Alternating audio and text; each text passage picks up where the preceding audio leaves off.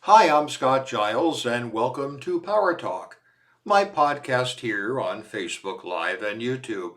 I cover topics related to spirituality, the hypnotic arts and sciences generally, and hypno-coaching.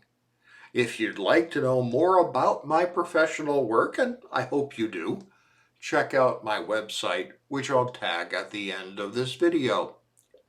Today, I want to talk about taking refuge in your own mind, which is a way of talking about one of the four pillars of my personal spiritual life, mindfulness.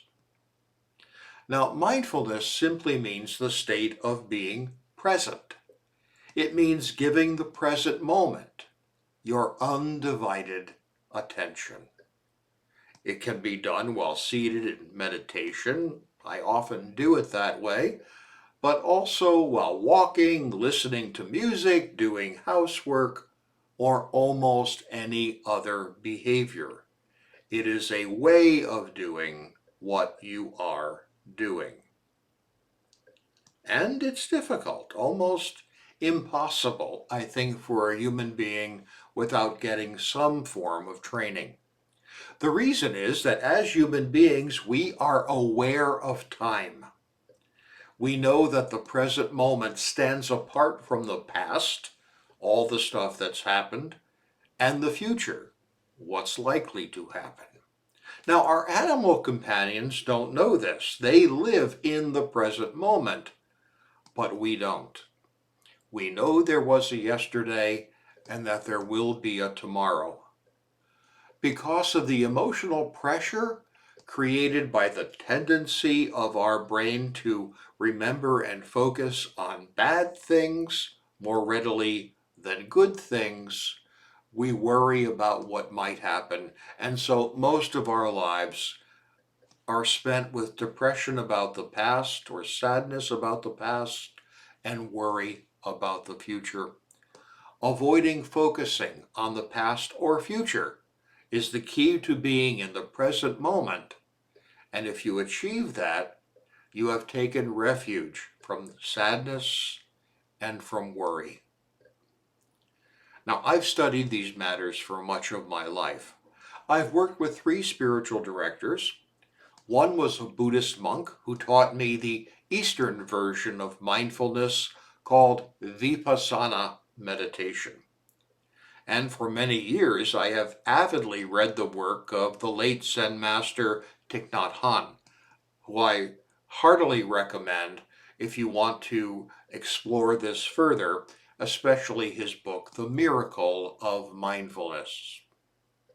Now, my second spiritual director was a Roman Catholic priest, and he taught me the Western spiritual tradition of mindfulness called centering prayer. And the third director was a secular helping professional who taught me the method of mindfulness that's widely used today in medical circles based on the work of psychologist Jon Kabat-Zinn. Now, most people are surprised to learn that even some companies such as Google have found mindfulness practices to be so helpful for productivity and for boosting emotional intelligence among their managers that they actually employ mindfulness instructors. Along these lines, I can heartily recommend the work of Chade-Ming Tan, the mindfulness master employed by Google, and I recommend his book highly, entitled Search Inside Yourself. Now, mindfulness has been part of my life for a long time. Different teachers will teach slightly different methods for the practice, but they're all much more similar than they are different. Basically, you still the inner wandering of thoughts and just pay attention to what is happening right now. Most instructors will tell you to start by focusing on your breathing, but there's no hard and fast rule. You can focus on the sensations that impact any part of your body, the sounds in the environment, or what have you. The essential thing is not to focus on what happened in the past or what might happen in the future. Your focus needs to be on what is happening now. The feel of the chair under your butt, the sensation in your foot as you take a step, the warm water flowing over your hands as you wash dishes, the now. As intrusive thoughts arise, and they will, you notice that they have and then ignore them without praise or blame, refocusing on what you're experiencing now. Historically, mindfulness arose as a discipline among Zen Buddhists and was called Zazen. Prior to the Zen movement, where the natural order and natural world were held up as guides, religious mystics who were trying to achieve a sense of oneness with something larger than themselves used a variety of other techniques, typically focusing on something else. They called this state nirvana, non-self, or other terms. However, as meditation became popular among the samurai warriors of ancient feudal Japan, the samurai were impatient with fancy philosophy. Instead, the state of stillness itself became defined as the goal. You're not trying to achieve some sort of mystical oneness with something outside of yourself. You are simply sitting in the present moment, and anyone can be taught to do that.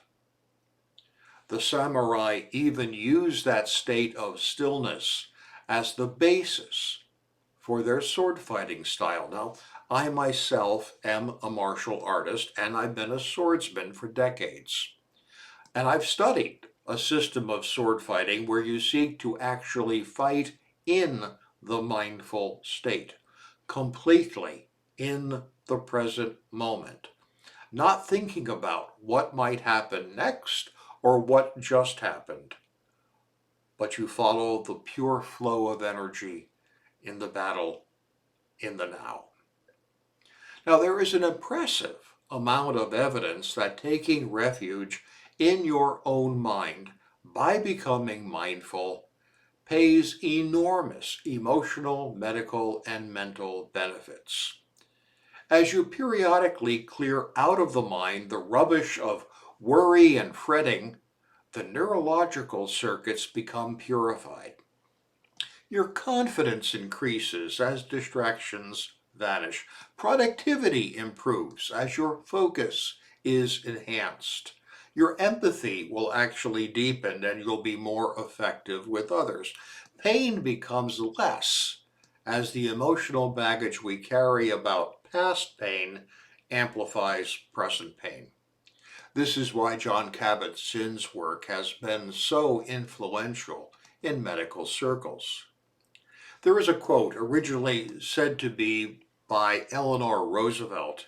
It goes, "Yesterday is history, tomorrow is a mystery, today is a gift. That's why we call it the present." Now, in all my years as a helping professional, I've seen how people torture themselves with regret about their past, fear about the future, and make themselves less effective by scattering their focus among different things as they go about their lives. I've also noticed how some people are able to liberate themselves from that, realizing that the past has no power to affect one, except the power we allow it to have by permitting it to influence and control what we do in the present. The present moment is the actual point of power. No matter what you're in the habit of doing, you can choose to do something different in the present, and that will change your future. This discipline taught to me in its beginning form many, many years ago, has been essential in my own efforts to liberate myself from the pain of my own upbringing. So mindfulness can be a way to take refuge from anything that is stressful. If the stress is about things in your past, focusing on the present removes that stress because the present moment isn't the past. If you're worried about what's going to happen, there is comfort in the present moment because whatever you're worried might happen isn't happening now. And even if everything is going to heck in your life in general right now, in the quiet of the present moment, there is peace, at least for now. Now, I often joke that I don't take vacations because I hate to travel. I tell people that I'm sort of like a cat. If you have a circumstance that's working, you just stay there. Now, I intend that as a joke, but there is a reality to it. As John Kabat-Zinn puts it, wherever you go, there you are. That is, you don't have to go somewhere in order to be happy, because the present moment will be the same no matter where you are. And if you're mindful, the present moment is a moment of peace. Thank you for your time and attention today. I'll be back next week with another talk on a different subject, and I'd like to invite you to join me. It does help me a lot if you'll let others know about my videos, so please like, share, and subscribe. If I can be of help to you, reach out through email, my website, or my Patreon channel. Stay well and stay safe.